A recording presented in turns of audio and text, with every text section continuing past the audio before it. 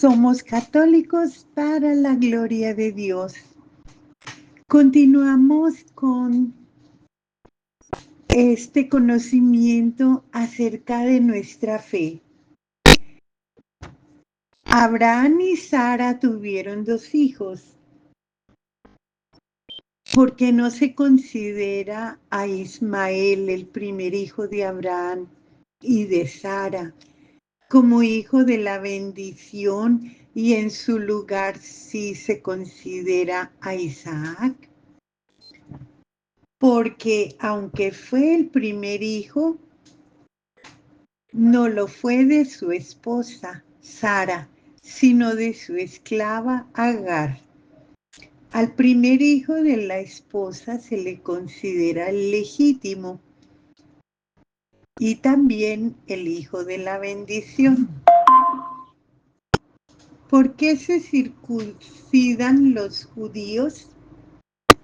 Cuando Dios hizo un pacto o una alianza con Abraham, le pidió que todos sus descendientes varones deberían circuncidarse para formar parte de su pueblo elegido, para recibir sus bendiciones.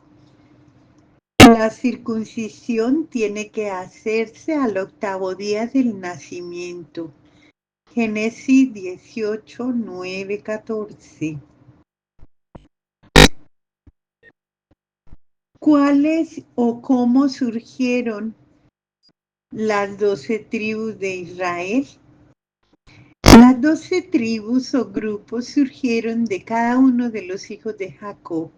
Abraham fue padre de Isaac, Isaac fue padre de Jacob, y Jacob tuvo 12 hijos. Este cambió su nombre por el de Israel. Génesis 32, 22. Tuvo 12 hijos con 4 mujeres. Las 12 tribus de Jacob o de Israel llevan el nombre de sus hijos y están formadas por la descendencia de cada una de ellos. Los 12 hijos de Jacob o de Israel fueron de Lea, su primera esposa, Rubén, Simeón, Leví, Judá, Isaacar, y Zabulón de Silpa, esclava de Lea, Gad y Ased de Raquel, su segunda esposa, José y Benjamín de Bilba, esclava de Raquel, Dan y Neftalí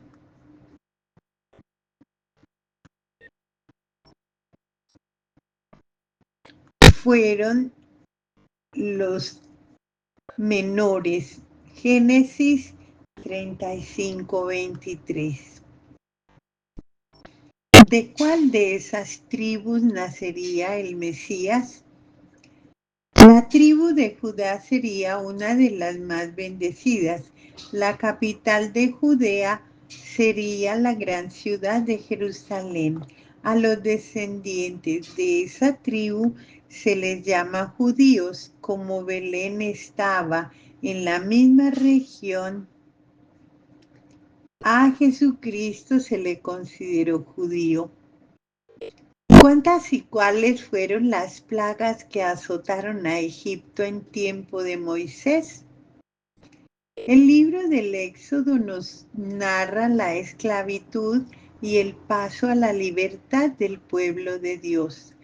Para liberar a su gente, Dios envió 10 plagas en el siguiente orden: agua convertida en sangre, ranas, moscas, piojos, plaga en ganado, plaga de úlceras, granizo, langostas, tinieblas y muerte de los primogénitos.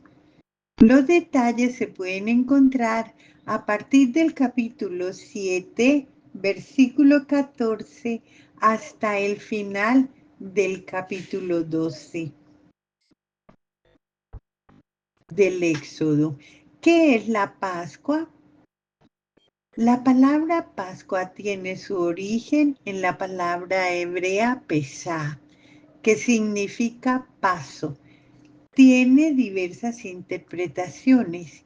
El paso que realizó el ángel de Dios en Egipto para dar muerte a los primogénitos egipcios y mostrar su poder.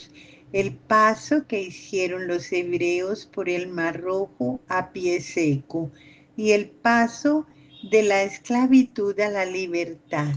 Para los cristianos, la palabra Pascua se refiere especialmente a Cristo Jesús, que pasa de la muerte a la cruz a la vida en la resurrección, iniciando así la nueva Pascua para todos los hombres, el paso del pecado a la gracia y de la muerte a la resurrección. Los judíos celebran también la Pascua anual el primer domingo de la luna llena de primavera, celebrando la resurrección de Cristo. ¿Qué es el Arca de la Alianza? Se llama Arca de la Alianza o Arca del Testimonio a una especie de arcón que se utilizó para guardar las tablas de la ley con los 10 mandamientos y otros objetos sagrados. Entre ellos se guardaron maná. El arca significa la alianza de Dios con Israel y de alguna forma su presencia en medio de ellos. En el capítulo 17 del Éxodo, Dios dice la forma, medidas, materiales y detalles de la misma. Fue realizada con madera de acacia, cubierta con láminas de oro puro por dentro y por fuera, con 4 aros de oro en sus 4 esquinas. En sus extremos tenía la figura de seres con alas. Se transportaba con varas de acacia y de oro. El arca de la alianza brindó poder, protección y ayuda al pueblo de Israel en el desierto y posteriormente fue colocada en el templo de Jerusalén hasta que fue destruido por los romanos en el año 70. Al parecer, antes de la destrucción, el arca fue sacada del templo y fue escondida en algún lugar desconocido hasta el momento. ¿Es cierto que Dios prohibió las imágenes? Cuando Dios liberó a su pueblo de la esclavitud de Egipto, le entregó a Moisés las tablas de la ley con los mandamientos para ayudar al pueblo a crecer en la fe y en su vida comunitaria. En ese momento Dios les prohibió las prácticas idólatras a las que se habían habituado por el contacto con los egipcios. Yo soy Yahvé tu Dios que te saqué de la tierra de Egipto, de casa de esclavos. No tendrás dioses ajenos delante de mí. No te harás imagen ni ninguna semejanza que esté arriba en el cielo ni abajo en la tierra. Éxodo 21:4. Ese texto parece prohibir las imágenes, sin embargo, con un análisis profundo, llegamos a descubrir que cuando Dios dice, no tendrás dioses ajenos delante de mí, la prohibición no va contra la fabricación de imágenes en sí, sino más bien está destinada a procurar al pueblo y a preservarlo de la idolatría. De hecho, hay otros textos en donde Dios mismo pide la creación de imágenes. En el propio libro de Éxodo 5 capítulos adelante, Dios le pide a Moisés que fabrique el arca de la alianza, que incluye imágenes para su embellecimiento. Harás también un arca de madera con las medidas que te doy y la cubrirás con oro puro por dentro y por fuera. Harás también 2 querubines de oro labrados a martillo a cada lado. Éxodo 25, 10, 19. Si leemos primero el capítulo 20, en donde Dios prohíbe las imágenes, y después el capítulo 25, en donde pide que se fabriquen, podríamos pensar que Dios es un arbitrario que primero prohíbe una cosa y después la pide, pero no es así. Lo que Dios no admite son las imágenes, no son las imágenes, sino la idolatría. Para comprender esto mejor nos podemos auxiliar de otro texto en el que Dios hace otra petición a Moisés. Harás también un velo de cárdeno, púrpura, carmesí y de lino torcido, y será hecho de primorosa labor con querubines, y lo pondrás sobre 4 columnas de madera cubiertas de oro, y meterás allí adentro del velo el arca del testimonio. El velo servirá de separación entre el lugar santo y el santísimo. Éxodo 26, 31, 33. En el texto Dios pide también imágenes de querubines para el velo del lugar santo, y podemos citar otro escrito que indica el momento en que el rey Salomón construye y embellece el templo de Jerusalén, el lugar más santo dedicado a Dios. Hizo también en el oráculo 2 querubines de madera de olivo, y puso estos querubines en el lugar santísimo.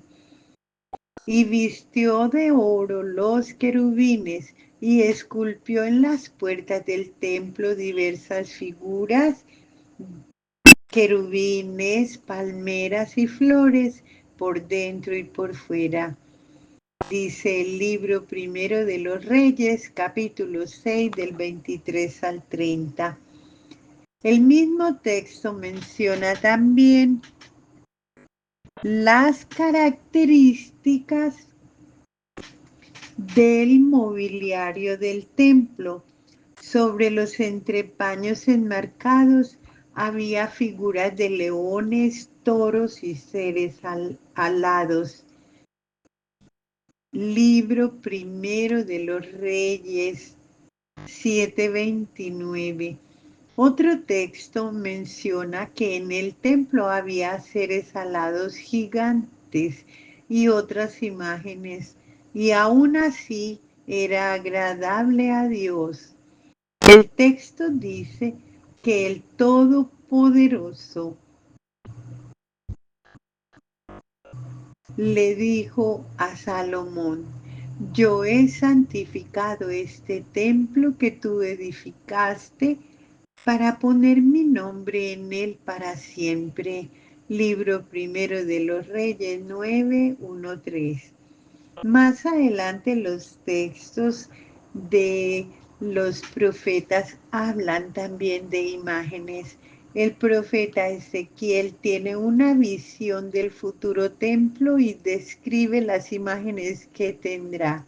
Estaba labrado con querubines y plantas, entre querubín y querubín una palma, y cada querubín tenía 2 rostros, rostro de hombre hacia una parte y rostro de león hacia la otra. Ezequiel 41, 18, 19. Con esta cita nos queda claro que lo que Dios prohíbe es la idolatría y no las imágenes en general, sino el sentido y uso que se le dé a las mismas. Además, la Biblia está llena de imágenes literarias y también en este mismo sentido nos presenta a Jesucristo como la imagen visible del Dios invisible. Primera de Colosenses 1:15. La Iglesia Católica tiene un gran acervo artístico gracias a las imágenes en pintura, escultura y otros materiales que forman una Biblia para los ojos. En todo ello, por supuesto, no hay intención de idolatría, sino que se realiza para gloria del único Dios. ¿Los católicos son idólatras? Algunas personas de otra religión piensan que los católicos son idólatras, que creen que Dios es una imagen o estatua y que adoran imágenes de la Virgen María, de los santos. Esto no es correcto. Los católicos no creen que Dios o los santos estén en las imágenes, esculturas o pinturas.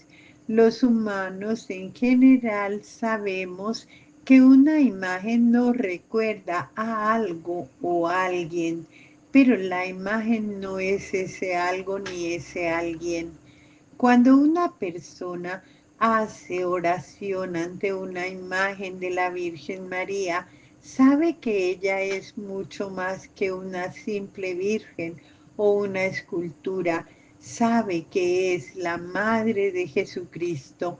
Por eso cuando se hace oración ante una imagen, no se pretende darle culto a esta, sino a lo que representa a la Virgen María real y verdadera.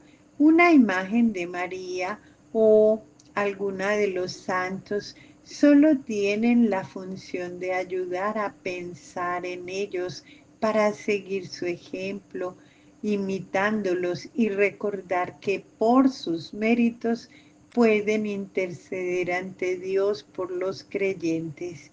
Si los cristianos creyeran que las imágenes son Dios o los santos, estarían equivocados y cometiendo el pecado de idolatría porque estarían adorando a un objeto.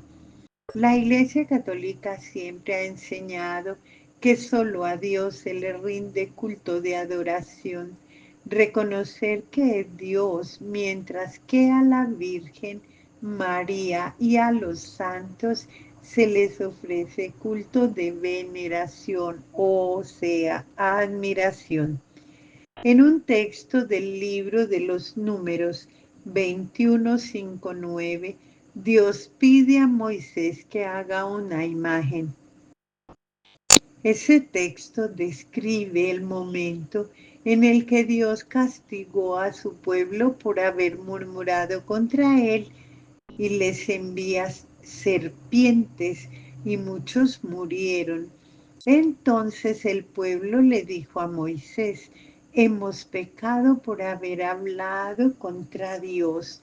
Moisés oró por ellos y Dios le dijo: haz una serpiente de bronce y ponla sobre un asta para que cualquiera que sea mordido por serpiente y la mire pueda vivir. Moisés hizo la serpiente y la colocó como una bandera, y cuando alguno era mordido por las serpientes y miraba a la estatua de metal, vivía. ¿Acaso estaba induciendo Dios a su pueblo a la idolatría? Por supuesto que no. La serpiente era solo una imagen para recordar el poder de Dios. Si alguien dice que adora imágenes, no es católico, no conoce la doctrina católica y está pecando de idolatría. Pero el tener imágenes que nos recuerden a alguien no es contrario a la ley de Dios. Idolatría es darle a algo o a alguien el lugar que solo Dios debe tener. Por eso el apóstol San Pablo escribió: hijos míos, huyan de la idolatría,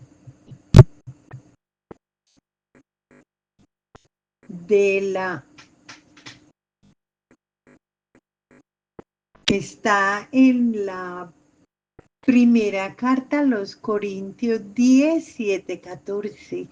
Pero es muy interesante que el apóstol no se refiera a imágenes, sino más bien a actitudes que hacen a Dios a un lado, como la fornicación, inmundicia, malicia, mala, concupiscencia y avaricia. Eso es idolatría. Carta a los Colosenses 3:5. Idolatría es todo aquello que nos aleja de Dios, incluso el fanatismo. ¿Quién construyó el templo de Jerusalén y cuándo fue destruido? El templo de Jerusalén, llamado en lengua hebrea Bel Hamikdash, fue el más importante santuario del pueblo de Israel y fue situado en la explanada del monte Moría en la ciudad de Jerusalén. Se puede hablar de dos templos. La construcción del primero estuvo a cargo del rey Salomón entre el año 969 y 962 a.C. aproximadamente. La Biblia lo describe en los capítulos 3 y 4 del libro segundo de las Crónicas. Los sacerdotes, levitas y el rey entraban al templo a través de una gran puerta enchapada en oro de aproximadamente 10 metros de alto y 4 metros de ancho. Tras esa puerta se encontraba el vestíbulo de entrada y después la estancia principal. La tercera cámara